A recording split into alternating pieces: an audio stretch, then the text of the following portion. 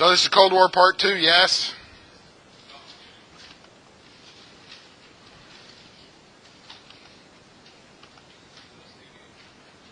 We're still doing this one. So this is Chapter 08, Part 2, Cold War, and we were on this slide last time. We talked about 1926. In addition to the Air Commerce Act of 1926 and forming the aeronautical branch of the FAA, what happened in 1926, Jonathan? Oh, fine. He's not here.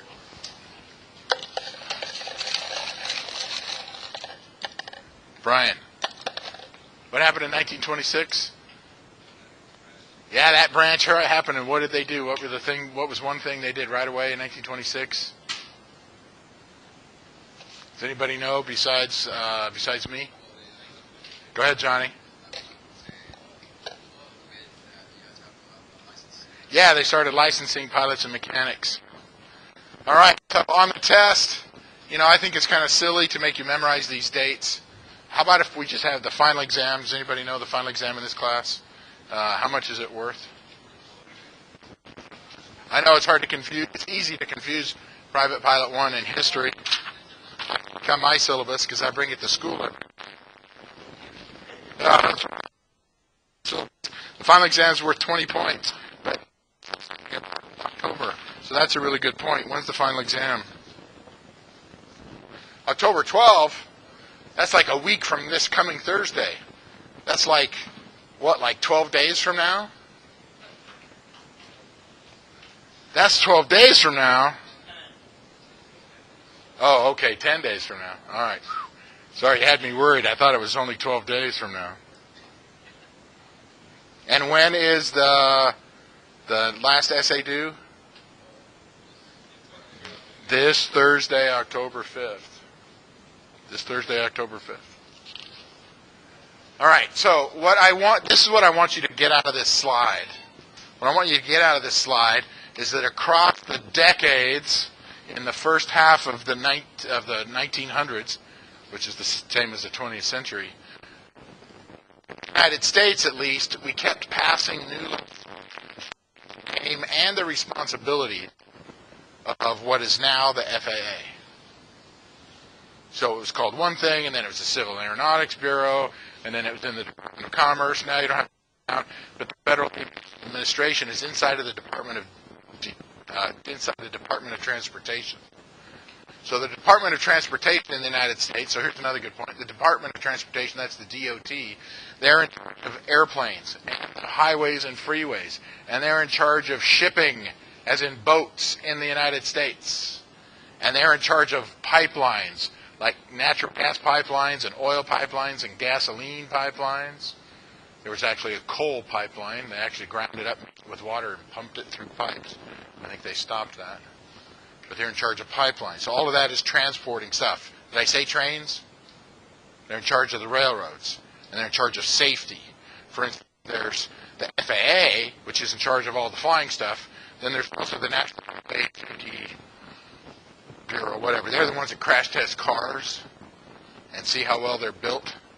But that's all under the Department of Transportation. Question, Brian? Yeah, that means it's approved by the United States Department of Transportation.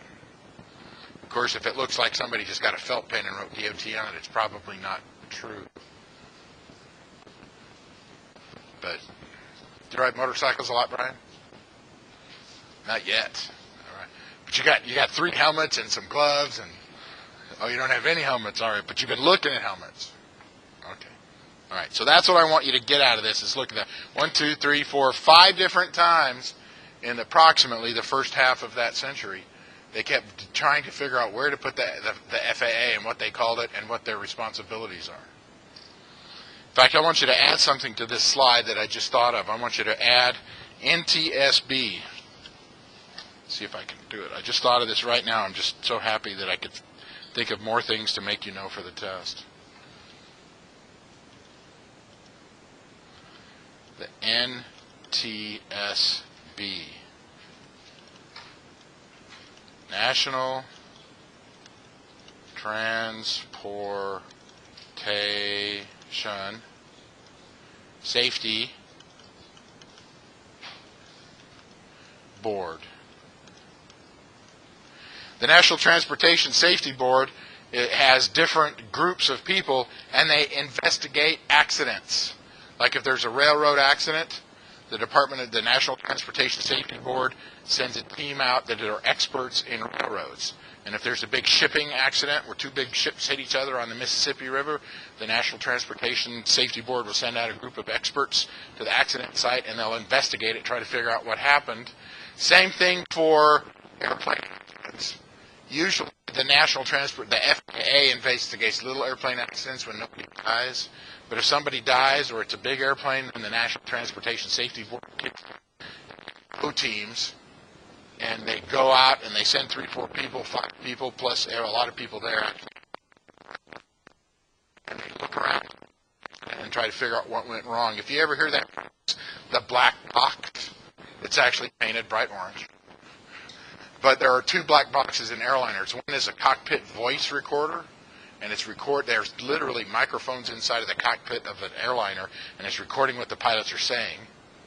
And then there's another box, and it records the flight data. It's called the flight data recorder, and it records how fast they're going, what altitude it's at, what are the engines doing in RPMs and stuff like that.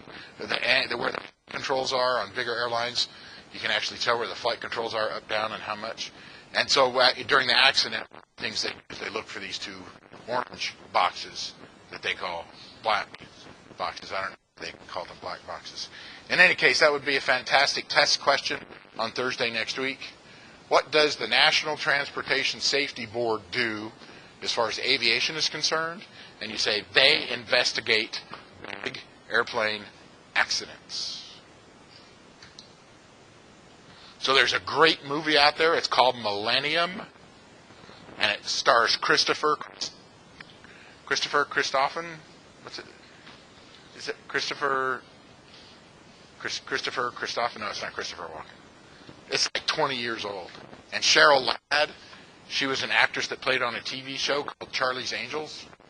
In any case, it's after the TV show was over, and it's about time travel. I won't give up too much of it away, but she's from the future. And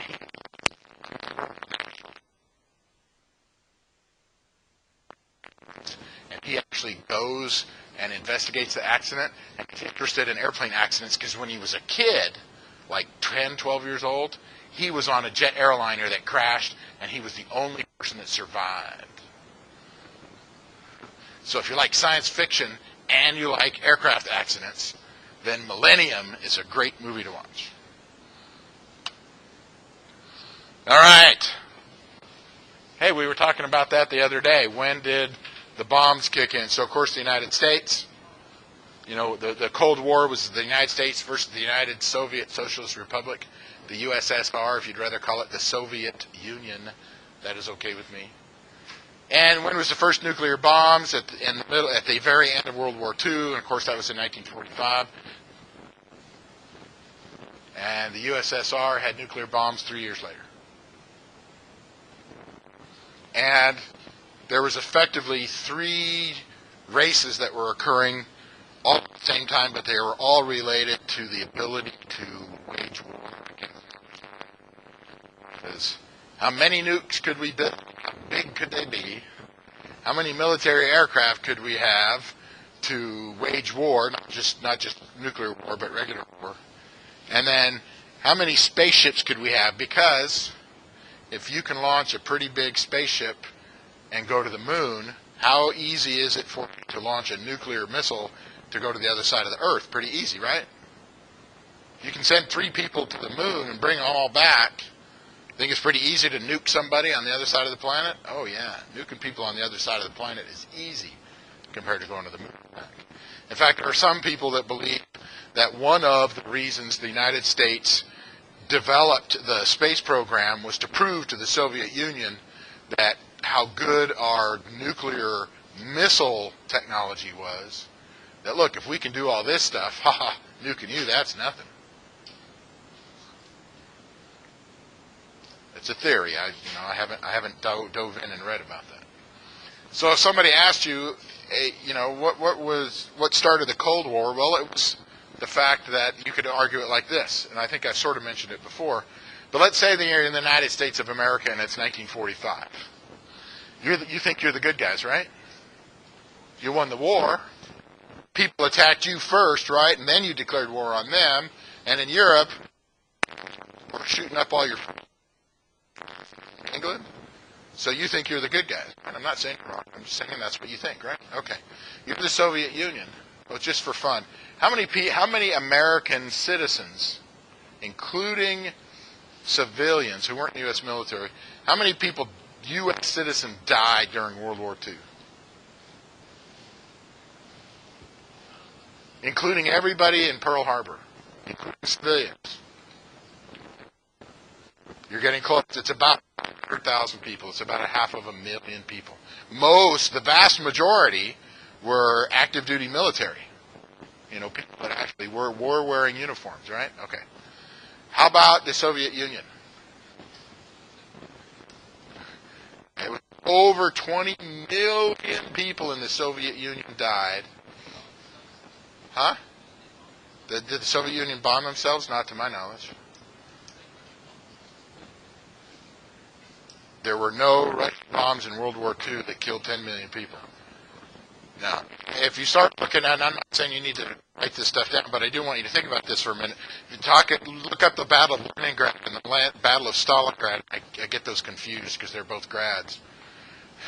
But the civilian population was holding off the Germans. The Germans weren't just going to the west and took over France and Poland and Belgium and Netherlands and Holland and Denmark and all that. They went east and were trying to take over Russia. In fact, they almost got to Moscow. I can't remember whether it was they took over Stalingrad or Leningrad. In any case, over 20 million people in Russia died, and I don't know how many millions of them weren't soldiers.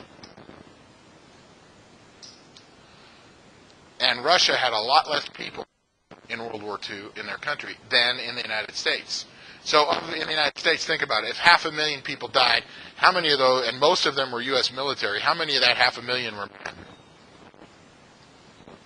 Almost all of them. Almost all of them. Okay, let's think about 20 million people in the Soviet Union. Let's say, now, there was a lot more women that got killed in the Soviet Union, percentage-wise, because a lot more civilians were killed. But let's just say for fun that still the majority of that 20 million people were men. What was the ratio of men to women after the war in the Soviet Union? It wasn't quite 1 to 5, but let's just say it was noticeable. There was just a lot of men missing between the ages of 18 and 48 or 58. They just weren't there. Okay, and a huge, much, much bigger chunk of the population was gone, and a much, much bigger chunk of civilians were gone. So at the end of World War II, and the United States had nuclear bombs. So let's think you're the Soviet Union in 1947, just before you get your nuke. How scared are you? And remember, how much of the United States got invaded, occupied by any foreign country? One little tiny island in the Aleutian Islands of Alaska. But in the Soviet Union, I showed a slide back from World War II where a big chunk of the Soviet Union got overrun by the Germans and occupied for a while during the war. Let's say it's 1947. You're in the Soviet Union. You've lost 20-some million people. You don't have nuclear weapons. You just got done with a war where people invaded your country. And you don't have very many soldiers left because they're dead. They're gone. Are you kind of worried that somebody else will invade your country? Are you more worried that somebody else will invade your country than the Americans think someone will invade the American country? Who's more worried? Did the Soviet Union have valid reasons to be worried? I'm not saying that the U.S. didn't have valid reasons. I'm just trying to say, if you think the United States was scared that the Soviet Union was going to attack the United States, think how scared the Soviet Union was that the United States was going to attack them. The reason I'm bringing this up is because you need to understand what was in people's minds. How many people in here have ever thought about what's going through the mind of leaders in the Soviet Union the year after the war is over? You don't think about it. Is that in your history book? It's not in your history book. And I'm sure if you read history books in the Soviet Union from the late 40s, 50s, 60s, 70s, 80s into the 90s, the early 90s, I bet their history books said what ours did. The other side of the bad guys, and they were going to blow us up, so we had to build more nuclear bombs. Both sides were thinking the same thing. So that's why there was a race. Because you didn't want the other side to have more death and destruction capability than you had. It's like when you're having a water balloon fight. You try to build up a basket full of as many water balloons as you can, and you want to have more water balloons than the other side, right? Okay, well that's... Of course. So we got 5 minutes till class is over. Long lecture today.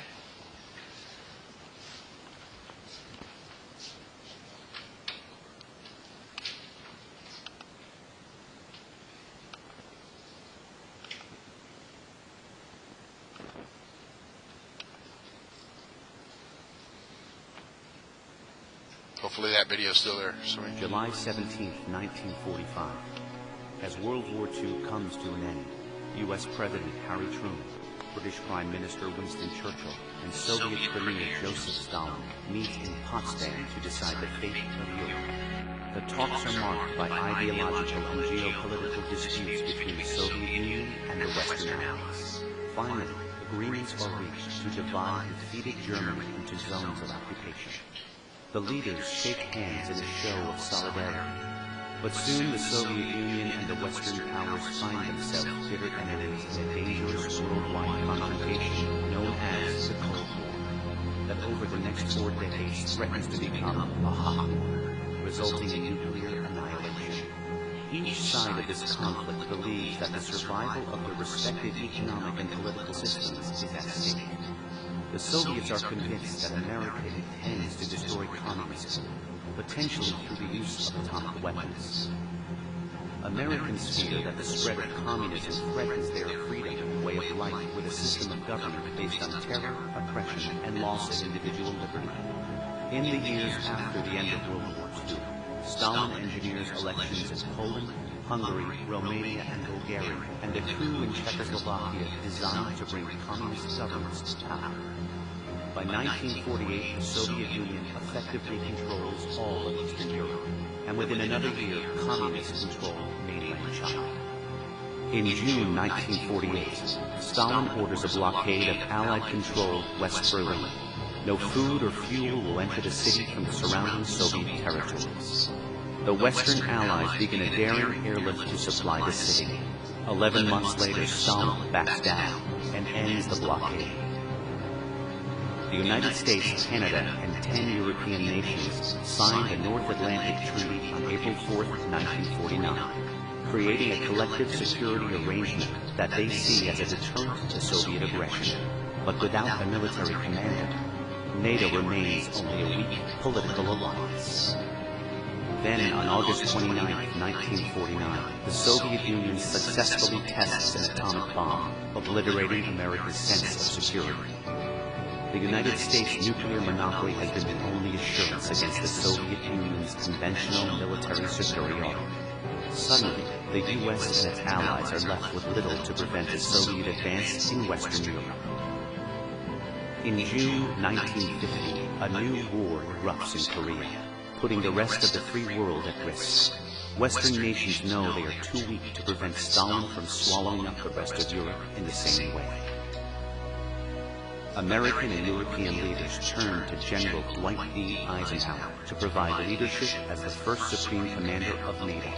For the first time, a collective military force will be assembled not to wage war, but to keep peace for the duration of the Cold War.